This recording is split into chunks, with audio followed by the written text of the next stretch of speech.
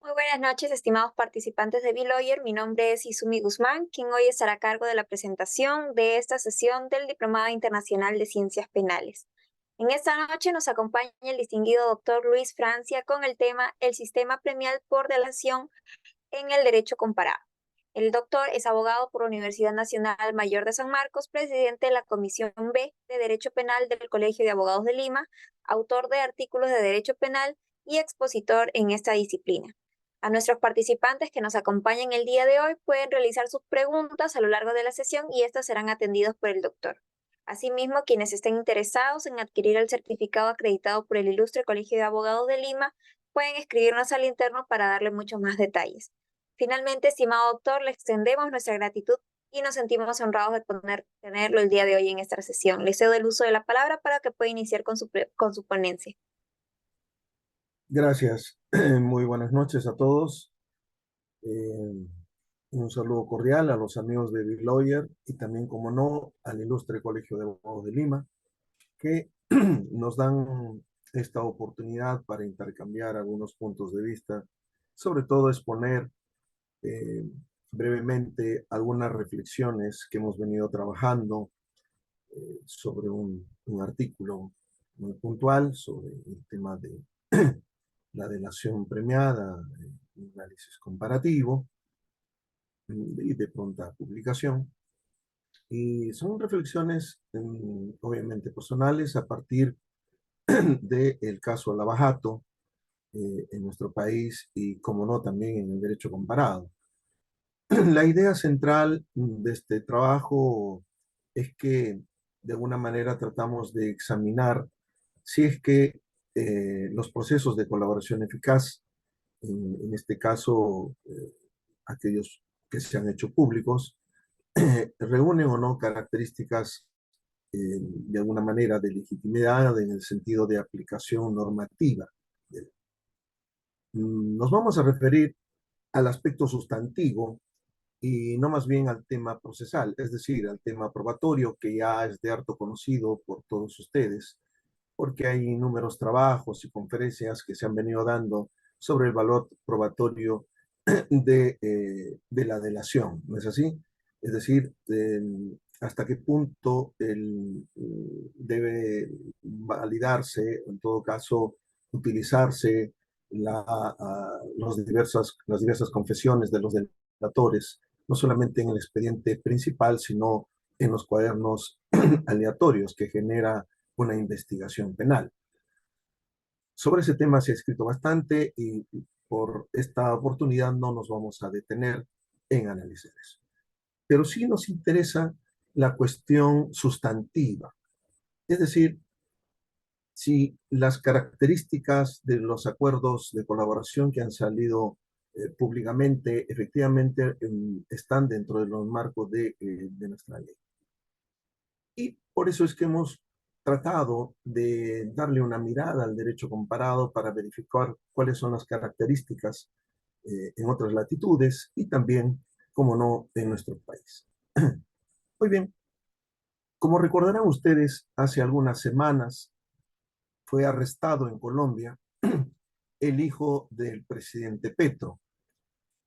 Y obviamente dentro de las pesquisas, investigaciones realizadas por la Fiscalía del país vecino, este personaje estaría involucrado en un tema de lavado de activos provenientes inclusive del narcotráfico que habrían servido para la campaña del presidente Petro. Obviamente aquí existe una serie de circunstancias que seguramente con el paso de las semanas y los meses vamos a ir conociendo cuando estos se hagan públicos. Pero lo interesante es que de alguna manera eh, la prensa peruana ha querido conocer también algunos detalles de las posibilidades que tenía el hijo de Petro para poder acogerse a lo que nosotros conocemos como la colaboración eficaz. Y de hecho, en algunas publicaciones aparecidas en diarios locales en nuestro país, algunos periodistas llamaron, como no, a algunos abogados penalistas colombianos para verificar si en efecto Esa era una posibilidad para el hijo de Petro. Y recuerdo claramente que el propio fiscal general salió a decir que en este caso, efectivamente, el hijo de Petro podría colaborar con la justicia bajo el principio de oportunidad. Claro, cuando mencionó eso, el fiscal, uno a veces se sorprende y dice, pero ¿cómo? Bajo el criterio de oportunidad o lo que conocemos como principio de oportunidad. ¿Sí? Entonces, eh, y algunos de los colombianos, abogados, penalistas, también contestaron que en su país no existe la colaboración eficaz como tal. Lo que existe es más bien eh, la, la delación premiada, pero bajo los términos del principio de oportunidad. Claro, y esto justamente que ya lo veníamos trabajando con anticipación, nos permite de alguna manera aproximarnos a una problemática muy importante en nuestro país y sobre todo en el derecho comparado también.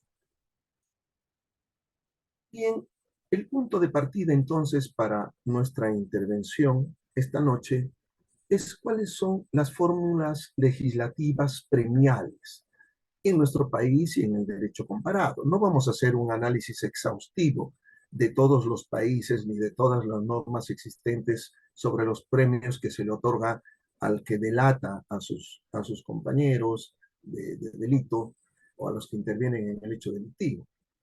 Vamos a tocar apenas algunos países brevemente, vamos a hacer referencia a alguna de sus leyes para ver cuáles son las características del premio, que es lo que nos interesa.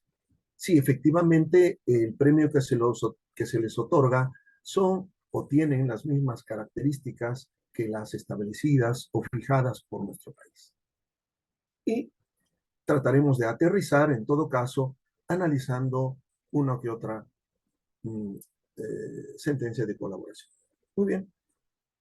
Existen en realidad diversas fórmulas legislativas que el derecho comparado y el nuestro ha desarrollado para premiar a los que cooperan con la administración de justicia, brindando información relevante para el esclarecimiento y sanción de personas vinculadas a la criminalidad de tipo asociativo.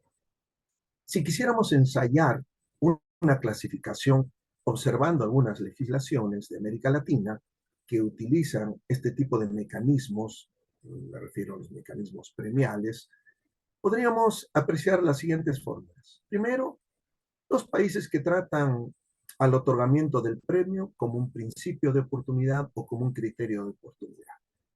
Por ejemplo, esa característica tiene Colombia, tiene Costa Rica y también, como no, excepcionalmente también tiene Brasil, que prevén el otorgamiento de inmunidad al colaborador para que declare como testigo en el futuro. Es decir, estas legislaciones tienen por característica otorgar inmunidad de tal manera que hacia adelante la persona, bajo estos criterios de oportunidad, el delator puede declarar libremente. Ya veremos las características al respecto. Pero también hay otro grupo de países, lo que consideran que la disminución, exención o remisión de la pena requiere un control jurisdiccional intraproceso. Es el caso, por ejemplo, de Argentina, ¿no?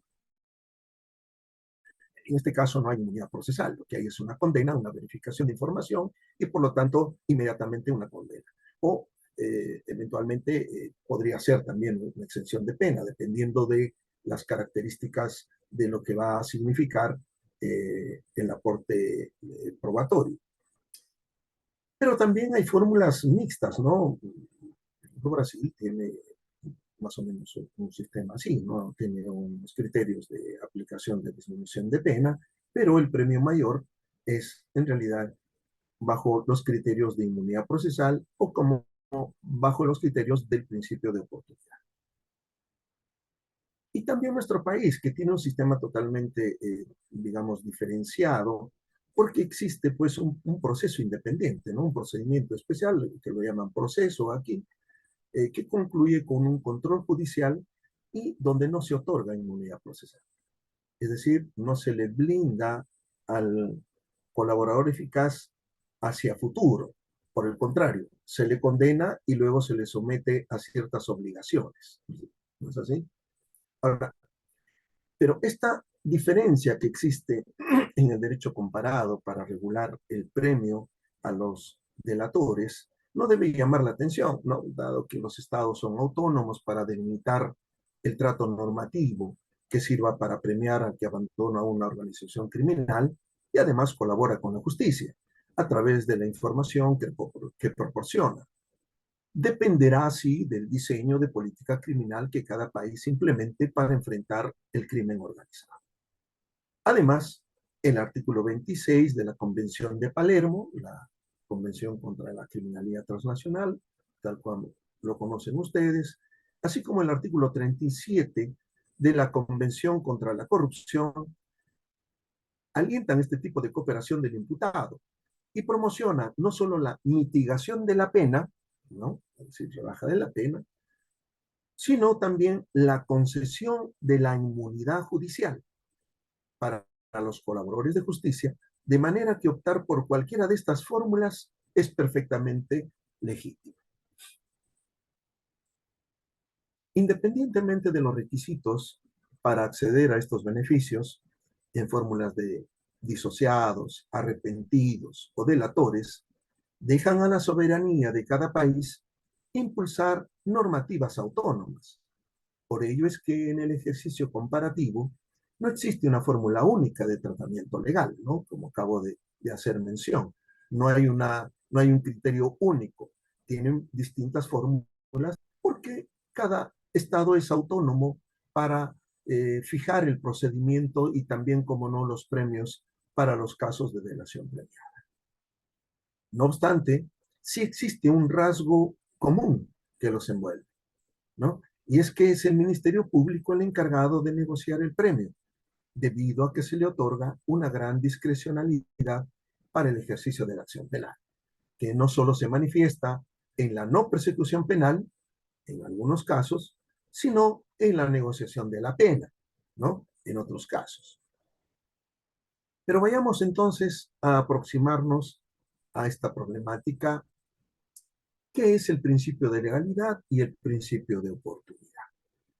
Como es sabido, en el derecho procesal eurocontinental rige el principio de legalidad, caracterizado porque ante la comisión de un hecho delictivo, inmediatamente nace el derecho del Estado de castigar al culpable. Y a su vez, se activa la necesidad de que un órgano oficial, en este caso el Ministerio Público, sea el encargado de perseguir el delito. Y a esto se le conoce como el principio de oficialidad, que lo hace a instancia de parte o de oficio, ¿no? De acuerdo al artículo 159, numeral 1 de nuestra Constitución Política. Esta es la regla general, dado que nuestro sistema punitivo, que además domina gran parte de América Latina, no admite dejar en impunidad ningún hecho delictivo. Y esto va de la mano con el derecho que tiene el Estado de perseguir y castigar el delito. Por lo que en principio, en ninguna etapa del proceso se admite la discrecionalidad de las partes para clausurar un conflicto social, un conflicto penal. Pero no solo es la persecución del hecho punible y su oportuna sanción la que domina este principio, sino también garantiza la paz social y la igualdad de los ciudadanos ante la ley.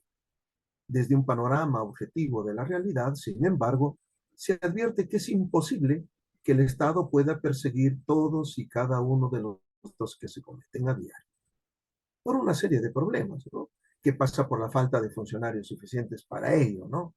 Claramente el hecho del estado de emergencia decretado el día de hoy en algunos distritos de Lima y del norte de nuestro país identifican la ausencia de material humano para poder cubrir todos los espacios delictivos, ¿no? Para buscar reprimir o prevenirlos, ¿no? Imagínense, tendría que multiplicarse significativamente el número de policías, fiscales y obviamente todo el personal de apoyo, como los asistentes de función fiscal y también la plana administrativa. Y esto genera pues una imposibilidad de perseguir a todos los delitos, ¿no? O debido a que no todos los delitos que se cometen se denuncian, y esto es lo que se conoce como la cifra negra de la criminalidad.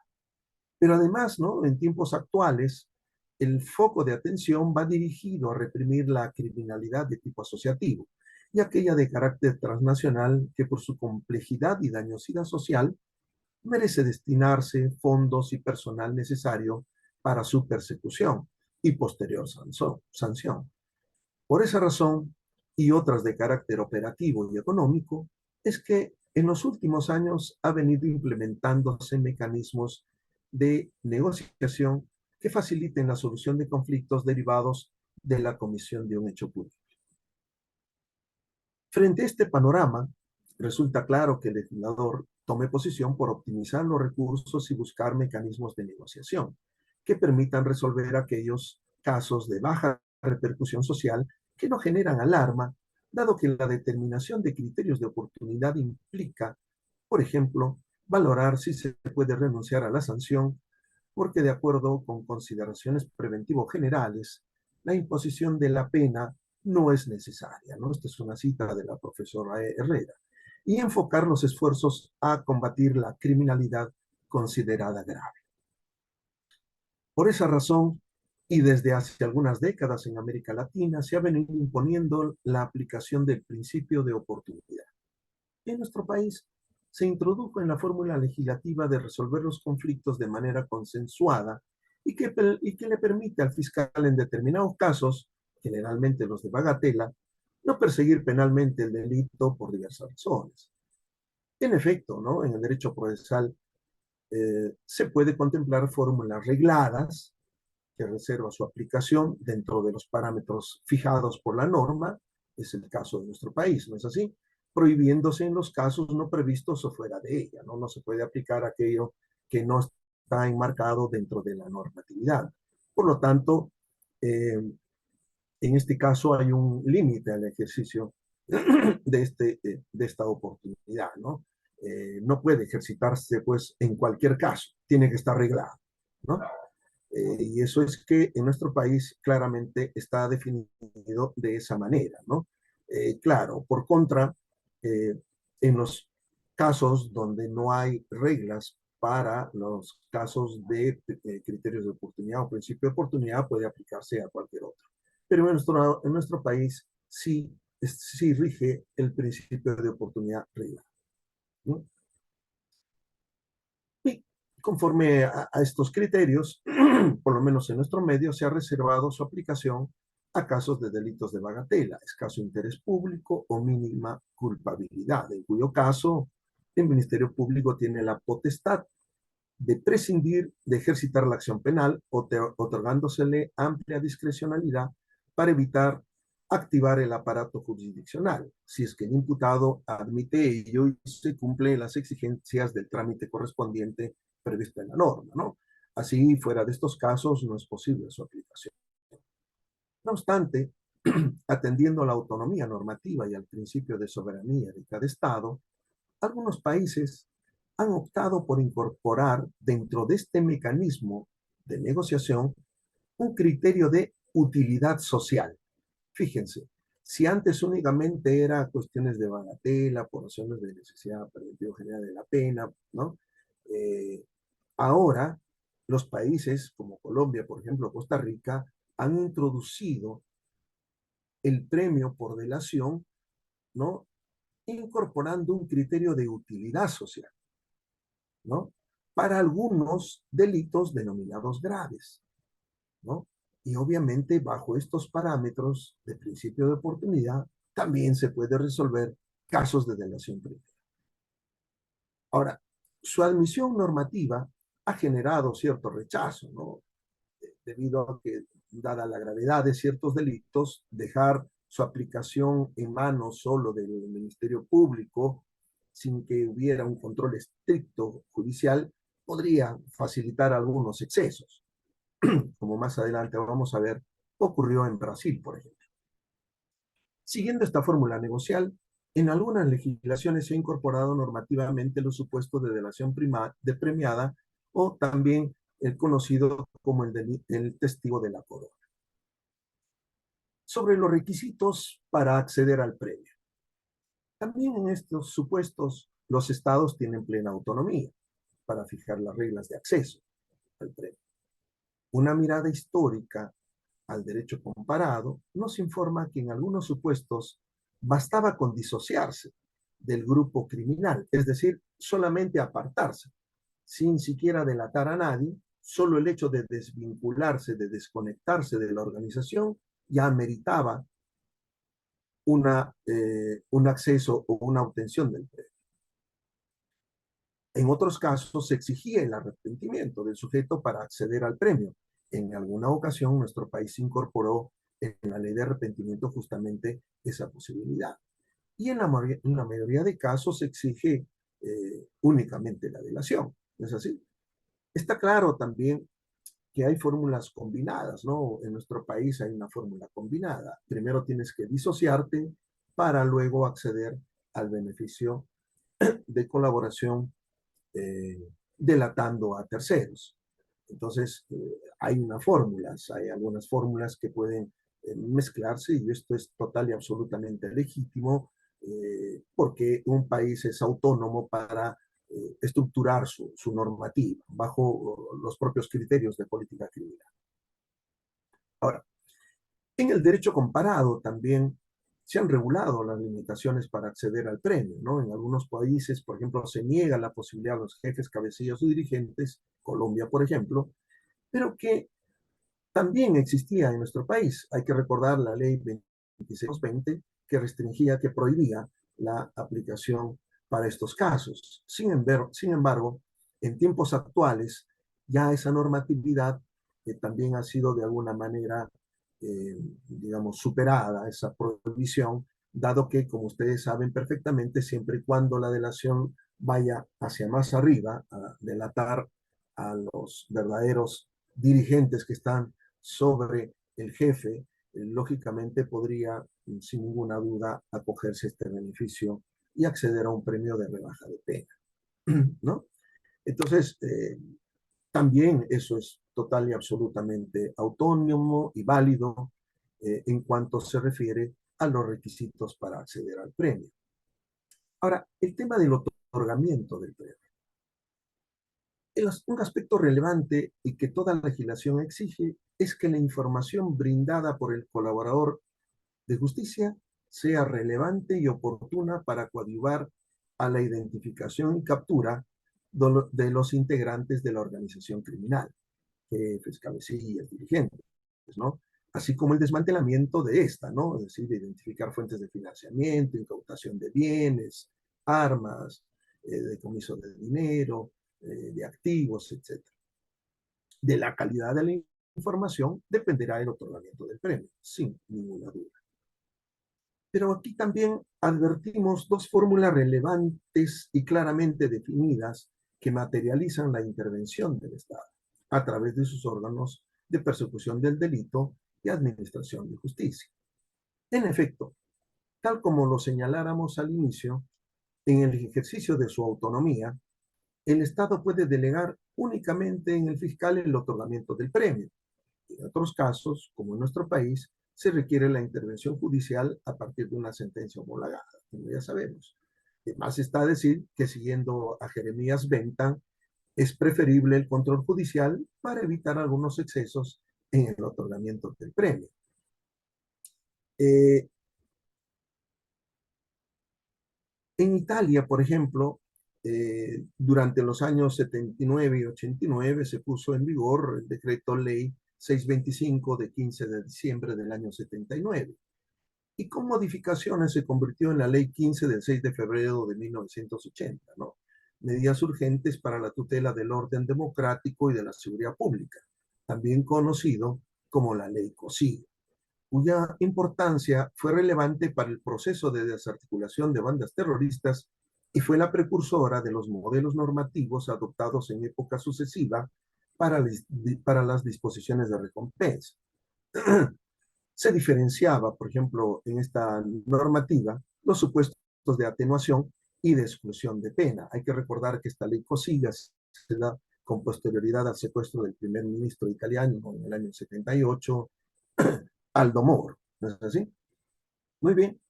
Entonces, vayamos a analizar ahora la fórmula del principio de oportunidad.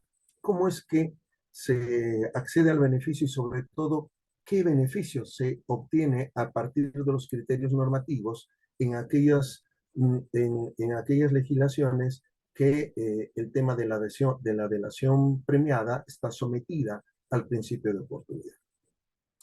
La reacción punitiva y la persecución del delito obedece única y exclusivamente a la voluntad del fiscal, ¿no? Pues el Estado es consciente que es imposible perseguir todo y cada uno de los hechos punibles cometidos en su territorio. Esto ya lo hemos dicho y esto es una verdad de perogrullo que viene desde antiguo, no solamente en el derecho anglosajón, también ya en el derecho eurocontinental. Ahora, hacerlo supondría, lógicamente, un incremento exponencial de fiscales y fuerza laboral que genera sobrecostos que por lo menos los exiguos presupuestos no permiten sostener. Atendiendo este criterio, se les otorga la capacidad de decidir a los fiscales de qué delitos perseguir. Resulta evidente que los límites están dados por la gravedad de los ilícitos y el sustento probatorio para fundar su posesión, ¿no? En los demás casos en los que no se tiene elemento suficiente, es probable que se pueda prescindir de una persecución penal, ¿no? En concreto, en la práctica procesal, el ejercicio discrecional de la acusación en manos del fiscal le otorga, al momento de evaluar los hechos delictivos puestos a su conocimiento, la posibilidad de construir y aplicar un eximente de responsabilidad de facto. Claro, porque no es un eximente de responsabilidad propiamente dicho, es decir, aquella eximente que aparece con ocasión del hecho delictivo, sino que este es un comportamiento posterior. Por eso es que se le podría calificar, de acuerdo a la doctrina comparada, como una eximente de responsabilidad de facto. La idea central es que una persona al declarar, a pesar de que al responder verazmente suministra información perjudicial en cuanto a responsabilidad penal, recibe una garantía gubernamental de que nada de lo que diga podrá ser utilizado en su contra, ni directa ni indirectamente. Y esta es la garantía de inmunidad, ¿no? Claramente, entonces, una primera, digamos, aproximación a lo que supone el premio en los casos de estar sometido a un principio de oportunidad es el otorgamiento de inmunidad. Claro que sí. Y recordemos y revisen ustedes las últimas declaraciones también. En el caso Petro, claramente van a decir y van a poder advertir ustedes que los fiscales colombianos han dicho que sí, que él comienza a revelar los datos, por lo tanto se le va a extender inmunidad. Porque esa es la característica bajo el criterio de... A partir del caso Conselman y Hitchcock, se construyeron reglamentos sobre la inmunidad con el objetivo pensado de no ser perseguidos por sus propias declaraciones las personas que son obligadas a declarar en juicio. Había una clara vulneración del principio de no autoincriminación, ¿no? Por tal motivo, en el caso de declaraciones en el que se incluían a terceras personas, no es posible que al declarante se le procese por tales hechos. Es decir, aquí el delator, ¿no? En términos nuestros, el colaborador eficaz, si es que estuviéramos bajo una cobertura normativa de principio de oportunidad, se le extendería una inmunidad y nada de lo que diga podría ser usado en su contra. Pero ese no es nuestro sistema. El desarrollo posterior tuvo por finalidad privilegiar a los delincuentes menores de bajo mundo, ¿no? Con la garantía de gozar inmunidad, a culpar a los señores del delito, ¿no? Con lo que es posible destruir las organizaciones criminales existentes. Es decir, ese otorgamiento de inmunidad le permitía al legislador en el derecho, sobre todo anglosajón, a través del otorgamiento de inmunidad, de que nada de lo que diga va a poder ser usado en su contra. Teniendo este precedente de derecho comparado y con el criterio de diferenciar las reacciones punitivas del Estado, a partir de la diferenciación de hechos delictivos de bagatela de los de especial gravedad, lógicamente nace este principio de oportunidad como un mecanismo que serviría para morigerar la reacción punitiva estatal. Debido a las características de nuestra justicia penal y al principio de legalidad, llamada también de obligatoriedad, solo se concibe en la forma de criterio de oportunidad arreglada. Por lo tanto, solo si se encuentra taxativamente regulado por la ley, se debe prescindir de la acción penal. Claramente, en nuestra legislación, si ustedes revisan todo lo que se refiere al capítulo del principio de oportunidad y alguna normativa especial, van a encontrar que este concepto de utilidad social para premiar a los delatores no aparece reglado en nuestra legislación. Por lo tanto, decretar la inmunidad contra los colaboradores es ilegal. Vayamos al sistema colombiano brevemente. La doctrina colombiana ha sostenido que existen dos vías para acceder a un beneficio premial, para el caso de colaboradores con la justicia que buscan ayudar a desarticular organizaciones criminales. Las negociaciones o preacuerdos es lo que nos conocemos en nuestro medio como la terminación anticipada del proceso. Las características de estas negociaciones o preacuerdos son muy similares justamente a nuestra terminación anticipada del proceso. Por lo tanto, no hay que hacer mayor disquisición al respecto. Y el otro supuesto es el principio de oportunidad, ¿no?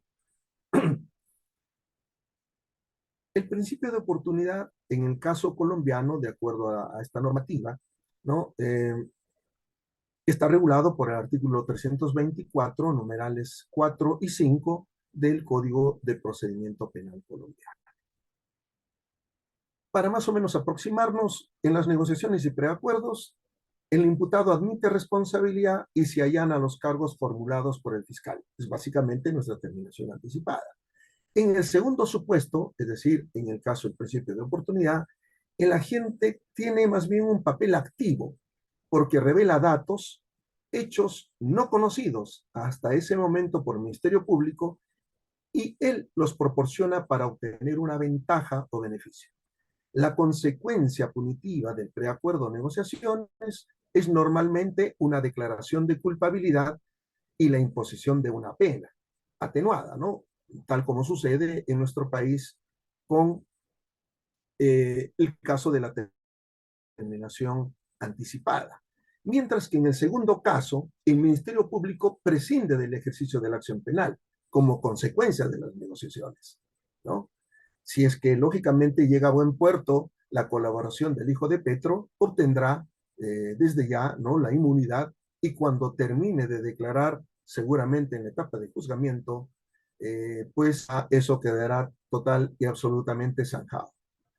¿Cómo se advierte, no? Existen diferencias entre ambas instituciones procesales, no solo en los parámetros de aplicación, sino también por el poder discrecional de otorgar inmunidad que posee el Ministerio Público en el supuesto del principio de oportunidad.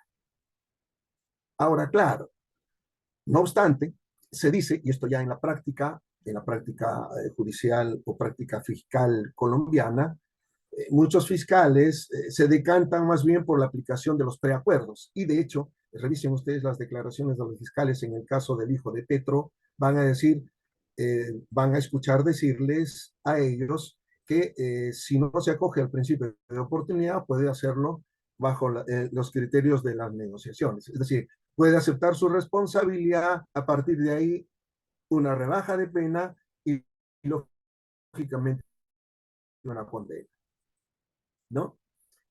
Lógicamente se decantan los fiscales porque, digamos, la aplicación de los preacuerdos es mucho más sencillo porque hay una admisión de culpabilidad y normalmente, y esto también hay que decirlo, no se arriesgan por el otorgamiento de la inmunidad total, ¿no? Porque finalmente el sujeto entonces procuran no aplicar mucho el tema del otorgamiento de inmunidad y más si pueden negociar por el lado o pre. Porque además, el judicial sobre la avale la no persecución, el fiscal siempre asegurarse de que en este caso el Poder Judicial determine finalmente la homologación de ese acuerdo de no ejercicio de acción penal. Pero ya más o menos lo decimos, de acuerdo a la práctica, normalmente los fiscales se decantan por el tema de los preacuerdos o negociaciones. Y así, el principio de oportunidad, o en el 3, el 4 y 5. ¿No es así? ¿Qué dice en la causal cuarta de este criterio de oportunidad? Para la doctrina mayoritaria, está destinada al sujeto que coadyuva a desarticulación de organizaciones criminales. Brevemente les leo, lo pueden verificar a través de la web también. No se aplicará el principio de oportunidad al investigado, acusado, enjuiciado, vinculado a proceso penal por haber accedido, permaneció en su cargo grupos al margen de la ley. Esto es en los casos de la ley especial que incorpora también la aplicación de estos casos para los delitos de corrupción. Ahora, ¿cuáles son las exigencias? Dos supuestos. El sujeto brinda informativos en los que intervino como autor o partícipe y puede brindar información sobre hechos que conozca en los que no intervino. Ahí está lo interesante. En ambos casos, la información que proporciona debe lograr evitar que el delito se siga cometiendo, en cuyo caso no será necesario que sea testigo de cargo en el juzgamiento. Pero si se consume el delito, será de aplicación el numeral siguiente porque ahora ya estará en condiciones de prestar información. Es decir, esta causal 4 está orientado primero a otorgar el premio, de alguna manera va a evitar la comisión del hecho delictivo. Si logra ello, pues en este caso se le otorgará ese premio.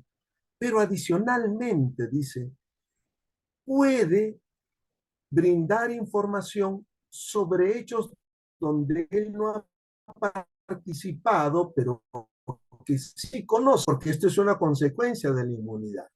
Todo lo que diga no puede ser usado contra. Por lo tanto, abre la posibilidad de que hechos diferentes a los que ha intervenido puedan ser también objetos de colaboración. Fíjense, de premio. Es necesario advertir que si la información proporcionada no satisface la exigencia normativa, se rechaza el beneficio y esos elementos de prueba proporcionados por el colaborador no podrán ser utilizados en su contra por el tema del otorgamiento de inmunidad. Y la causal 5, un primer aspecto es que el delator debe reunir las condiciones de un testigo confiable, sin antecedentes por delito como perjurio o falso testimonio o fraude procesal, y debe ser sometido a un exhaustivo análisis de su información y de su necesidad de testificar contra terceros, excluyéndose los casos de venganza, corrupción o encubrimiento de hechos. Como resulta lógico, y dado que el testimonio versa sobre hechos de terceros vinculados a ilícitos en los que él también interviene, es verificada por el Ministerio Público, ¿no? Nosotros le llamamos corroboración. En este supuesto, se le otorga, en efecto, debido a que este personaje testifique en juicio, nada de lo que o revela que tenga contenido penal podrá ser usado en su contra. Esta obligación estatal y premio para el delator permite armonizar dos intereses constitucionalmente relevantes, ¿no? Por un lado, el esclarecimiento y sanción de un delito en especial, y por otro lado, el derecho a la protección de la no autoincriminación. La declaración del testigo debe hacerse en la causa o audiencia del juicio oral. Fíjese, el momento de que él va a declarar públicamente y obviamente se va a revelar lo que ha dicho, va a ser en la etapa de juzgamiento. ¿Ya? Bajo la figura de la inmunidad total o inmunidad transaccional, o puede ser también o inmunidad parcial. Bajo esta fórmula premial, entonces al imputado se le otorga inmunidad, con lo cual se extingue la persecución penal en su contra. Se puede inmunidad total o parcial en el primer supuesto, y cuando se trate de un solo delito imputado, la inmunidad siempre será total, dado que el testigo declarará sobre el hecho en el que intervino y se evaluará el testimonio incriminatorio que era en contra de sus coincidentes en el delito. Si se trata de varios delitos, podrá ser si es renuncia a la acción penal para todos los delitos por los cuales es investigado el acusado. Y la inmunidad parcial es aplicable cuando hay concurso de delitos y debido a que se trata de una fórmula negocial, la Fiscalía acuerda con el imputado cuál sería el delito por el cual se va a perseguir penalmente. Lógicamente, eso bajo las características siempre del consenso, ¿no?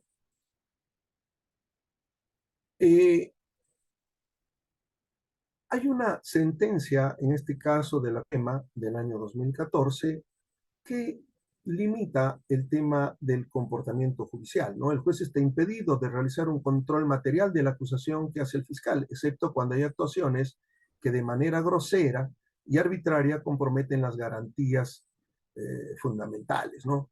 Ahora, eh, si bien es cierto, y esto también revisando la doctrina comparada, no existe una normatividad que ayude a resolver a qué casos se le otorga inmunidad y cuáles serían los hechos punibles que serán sometidos a juzgamiento, a diferencia nuestra que sí tenemos un número de delitos por los cuales uno se acoge al beneficio de colaboración eficaz, la doctrina ha propuesto tomar en cuenta dos requisitos: la prueba de proporcionalidad y la gravedad de los delitos, ¿no? Es decir, los menos lesivos.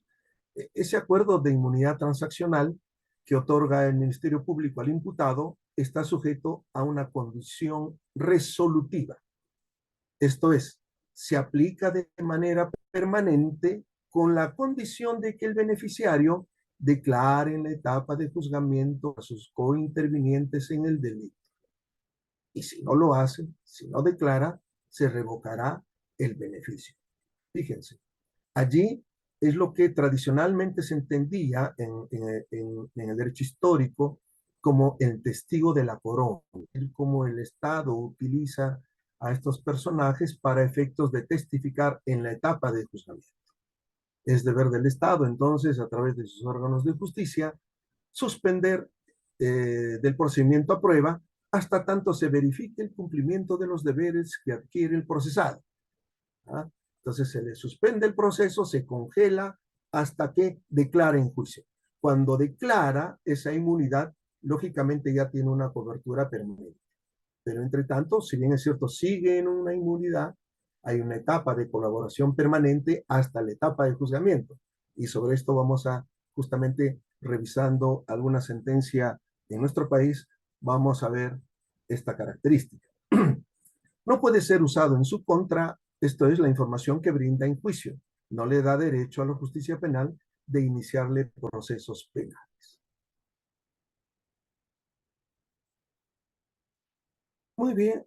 Decíamos también al inicio que Costa Rica también tiene una figura parecida, es decir, bajo los criterios de oportunidad o principio de oportunidad. El artículo 22 del Código Procesal Penal prevé los criterios de oportunidad y comprende a la colaboración eficaz del imputado con la justicia como susceptible de tomarse en cuenta para prescindir de la acción penal de las diversas denominaciones utilizadas como arrepentido procesal, colaborador arrepentido o testigo de la corona. Un sector de la doctrina más bien ha preferido denominar esta figura la del colaborador o de la colaboración del imputado, ¿no? Por ejemplo, el profesor Ulises Zúñiga Morales, en un trabajo denominado El Testigo de la Corona, en el libro El Derecho Penal Costarricense, el tomo 1. Lo que podríamos decir esencialmente es que nuevamente aquí eh, se le otorga inmunidad en tanto pueda verificarse la información y esto sujeto a ciertas características que luego va a ser valoradas y utilizadas para efectos de lo que significa eh, el otorgamiento del premio. En el caso brasileño, la ley 12.850, voy a procurar darme prisa para no extenderme más, del año 2013, se introdujo la figura de la inmunidad procesal o acuerdo de inmunidad. Esto es la posibilidad de que el propio fiscal se comprometa, obliga a no formular denuncia contra aquella persona vinculada al crimen organizado. siempre que brinde información relevante para la captura, procesamiento y condena de sus integrantes. Se trata de un beneficio para situaciones extraordinarias, que además de la calidad de las pruebas aportadas y de la gravedad de los crímenes narrados, debe presentarse una situación de riesgo personal que asume el colaborador para la producción de pruebas orientadas a desbaratar la organización criminal. Es dentro del sistema premial brasileño el de mayor beneficio o, en palabras del profesor André Calegari, el premio máximo. Dadas las características del premio, la discrecionalidad fiscal concedida por la ley generaba algunos reparos sobre su constitucionalidad, por lo que se proponía limitar dicho poder, sugiriendo que esta decisión debería ser controlada judicialmente, o en su defecto, por una instancia superior debido a la gravedad de los delitos sujetos a premio. Otro sector de la doctrina sostiene que como se trata de casos extremos, además de contar con el expreso acuerdo entre las partes, la cláusula de inmunidad merece una motivación explícita para su adopción. Con todo, el texto primigenio se mantuvo hasta la fecha. Fíjense, eh, a pesar de que no había una limitación expresa en la ley, sin embargo, se trató de buscar algunos parámetros para que ese otorgamiento de inmunidad no sea otorgado de manera eh, discriminada, ¿no? O de manera abierta, sin limitación, ¿no? La limitación prevista por la ley brasileña es que este premio solo es aplicable a los que no son líderes de la organización criminal y el segundo supuesto, si fuera el premio en prestarle efectiva colaboración con la justicia. La doctrina mayoritaria admite que las dos circunstancias deben concurrir simultáneamente y no por separado, dado que en el texto de la ley no utiliza la disyunción para referirse a los supuestos de aplicación, ¿no? Esto, por ejemplo, es la opinión del profesor Walter Barbosa Witt, ¿no? Debido a esta singularidad, la restricción de acceso al premio para los líderes de la organización es frenar abusos que podrían, en acuerdos que terminan por negociar patrimonio público, ¿no? Ojo, Perú, ¿no? Presentarse en acuerdo público o prevención de dinero de origen ilícito, que debería quedarse en poder del Estado. Ojo, lo dice Brasil, a propósito del caso. Para acceder al beneficio se debe verificar o comprobar la situación de no liderazgo del beneficiario por día máximo. Por eso hay que buscar algún mecanismo que limite su aplicación. Un aspecto, ¿no? El Sergio Moro, como ya ustedes conocen públicamente, Sergio Moro fue juez para el caso Lavajato, hizo famoso, pero cuando él asumió el Ministerio de Justicia, dictó lo que denominan los brasileños un pacote anticrime, la ley 13.964 del año 2019. Y en este caso se limita más aún el beneficio de no formular denuncia y se expresa que la información que debe proporcionar el colaborador no debe ser conocido previamente por las autoridades. Contrario censo, si el agente revela datos ya conocidos por las autoridades, puede obtener otros beneficios, pero no la inmunidad procesal. Existe conocimiento previo de los hechos, dice también la doctrina comparada de Brasil, cuando el Ministerio Público o la autoridad policial han iniciado investigaciones para verificar los hechos. De esta manera, el legislador brasileño solo admite esta posibilidad de no denuncia, de persecución penal, cuando los hechos narrados por el delator sean inéditos.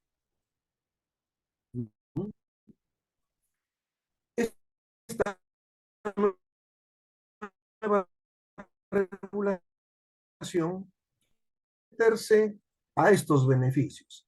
En el derecho comparado también se prohíbe la declaración por cuotas, ¿no? Sobre todo para los casos donde la regulación para los casos bajo el criterio, para el manto del criterio de la gana, porque finalmente lo que dice no va a poder usarlo en su contra. Pero en la característica de nuestro país no está permitido la declaración por cuotas. ¿Qué significa? Que el colaborador eficaz maneje su información y entregue finalmente gota a gota al Ministerio Público esa información valiosa. Como concepto de excepcionalidad de esta ley de colaboración eficaz, tiene una sola oportunidad para acogerse a ese beneficio. Tanto, no hay, no existe la posibilidad que él maneje a cuentagotas su información. Muy bien, en nuestro país podrá decirse también, oiga doctor, pero acá en nuestro país es probable que también una de estas fórmulas se haya por ahí en algún momento utilizado. Sí, el único caso, el único caso en antecedente legislativo es el Decreto Supremo 015 del año 93-JUS, que es el reglamento o fue el reglamento de la denominada Ley de Arrepentimiento Terrorista. ¿Cuál era la situación en el año 93? Y esto es importante que tengamos en cuenta.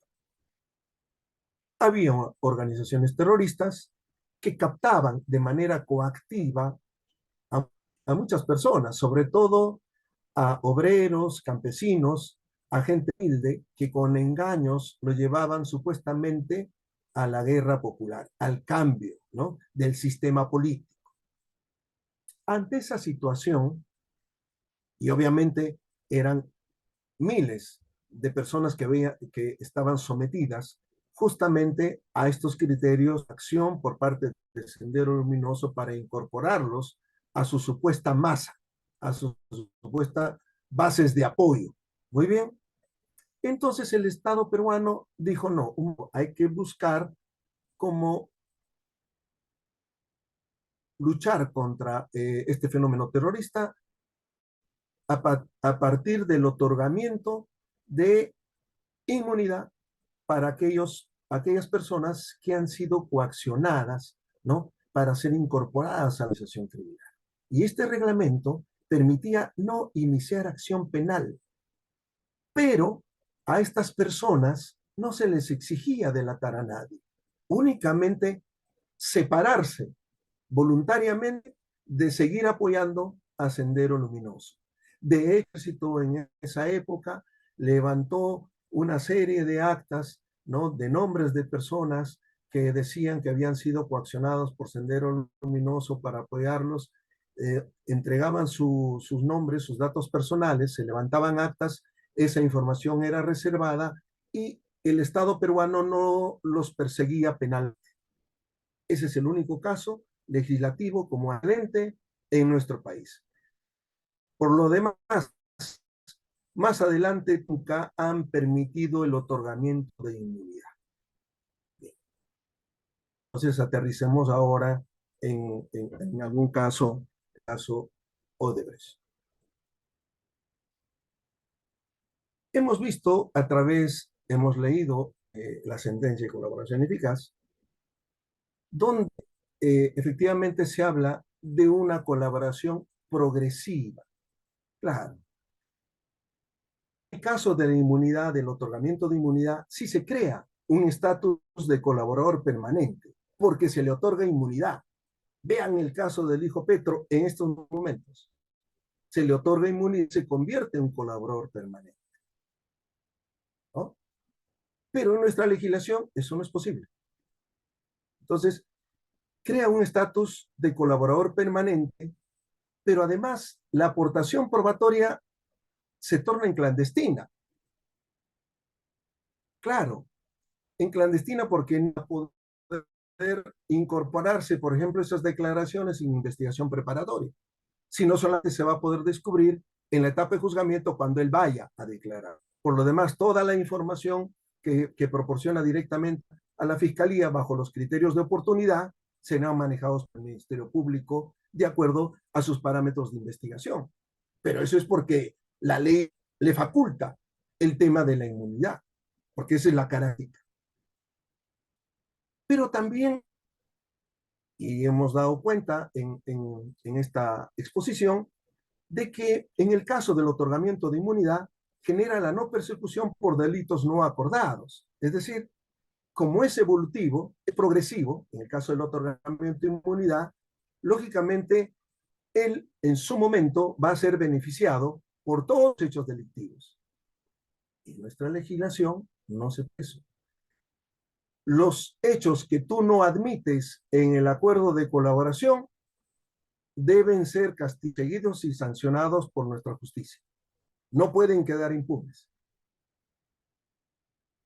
Pero también algo que es importante, y lo hemos repetido, la exigencia de no usar medios de prueba en contra, lógicamente, de los propios delatores, en este caso, bajo el manto de inmunidad procesal. ¿Por qué? Porque la información que proporciona, sea por su propia participación o por hechos de terceros, no puede ser usado en su... Ahora, a mí sí me gustaría que ustedes revisen algunos videos que aparecen colgados en Justicia TV y vean las declaraciones, sobre todo la parte inicial. No, sé, no vean todo, pero la parte inicial, ¿no? De los testigos brasileños, de los colaboradores brasileños. Lo primero que dicen es, señor, todo lo que diga no va a poder usado en su contra. Claro, bajo el manto de la inmunidad procesal, eso está permitido, pero en nuestra legislación, si es que a partir de esa información hay hechos nuevos, no admitidos, no recogidos, tiene que ser perseguido y sancionado. Pero también, como podrán entender, ¿no? Crea una existente etapa de ejecución de sentencia. Hemos escuchado por ahí algunas voces decir, no, ellos en ejecución de sentencia están otorgando información, están presentando información. Señores, en la ejecución de sentencia de colaboración eficaz en nuestro país, únicamente es por el cumplimiento del pago de reparación civil, de las obligaciones contraídas de asistir a declarar a toda instancia judicial o fiscal. No hay una etapa de proporcionar pruebas. No existe eso. Bajo la perspectiva del principio de oportunidad, sí, claro, porque otorga, como se convierte en un colaborador permanente, él puede otorgar hoy, mañana, pasado, a lo mejor el próximo año, hasta que le toque declarar en juicio. Bien, por la hora ya nos estamos excediendo, había algunas otras cosas más, pero lógicamente estas son algunas líneas que nosotros hemos tratado de reflexionar y compartir con ustedes sobre lo que sucede en nuestro derecho nacional y el derecho comparado con algunas referencias a algunos países. Yo espero haber cubierto por lo menos la expectativa de Bill Lawyer y del Colegio de Abogados de Lima, de donde yo gratamente pertenezco a una de las comisiones de Derecho Penal, y pues muchísimas gracias por su atención. Muchas gracias, estimado doctor. La ponencia ha sido bastante completa, creo yo. Entonces, si alguien tiene alguna pregunta, creo que la podría realizar a través del audio o también a través de nuestro chat.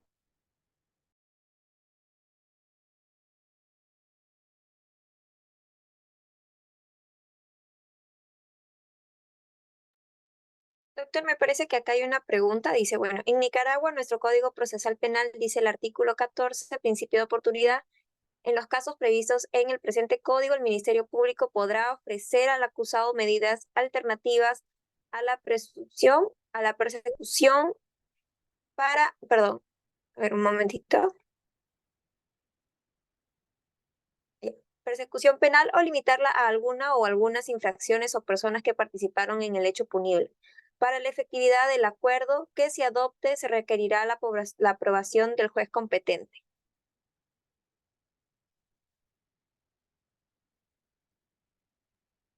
Sí, por ejemplo, también Nicaragua no conozco el detalle, con cargo lógicamente a explorar esa normativa interesante, pero lo que hay también es una inmunidad procesal, en este caso otorgada por la Fiscalía, pero aprobada por el juez. Hay un control judicial, de hecho que sí, ¿no? De hecho que sí, pero que sí existe, pues un tema de inmunidad, es un bajo criterio de oportunidad. Ya sabemos las características, acabo de exponerlas, entonces, ¿qué es diferente? Es distinto a nuestro procedimiento por colaboración eficaz, donde para acogerse, luego de corroborado esto, viene una sentencia o de exención de pena o eventualmente una rebaja. Ahí no hay posibilidad de nueva actividad probatoria. No es que se reabra una actividad probatoria, eso no existe, ¿no? Existe sí para los casos de inmunidad. Listo, estimado, muchas gracias, estimado doctor, por su presentación el día de hoy. Ha sido bastante enriquecedora y le queremos agradecer a nombre del Colegio de Abogados de Lima y de todo nuestro equipo de Biloyer. Le extendemos nuestra gratitud por su participación en este diplomado y también nuevamente esperamos contar con usted en futuros eventos académicos. Muchas gracias. A ustedes gracias. Muy buenas noches. Buenas noches, estimados participantes. Con ello hemos finalizado las sesiones del día de hoy. Recordarles que quienes estén interesados en adquirir el certificado pueden escribirnos al interno. Tengan muy buenas noches y hasta la próxima. Buenas noches.